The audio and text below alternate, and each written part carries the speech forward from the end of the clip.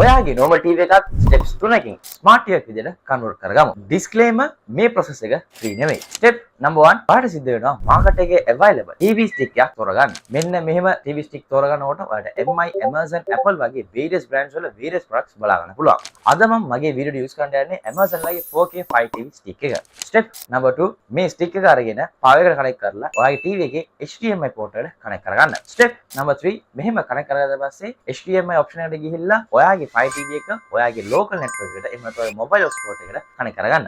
එච්චරයි. දැන් ඔයාගේ normal TV එක smart TV එකක් වෙලා ඉවරයි. මේකෙන් ඔයාට 400 plus apps වලට access, Netflix, Amazon Prime වගේ ගොඩක් OTT platforms වලට access වගේම YouTube එහෙම නැත්නම් mini games වලට access ලබා ගන්න පුළුවන්. ඔයාට browsing කරන්න ඕන වුණත් 5 TV use කරගෙනම browsing වලට කරගන්න පුළුවන්. crazy part එක මේ 5 TV Alexa support එක තමයි එන්නේ. Alexa, play a song.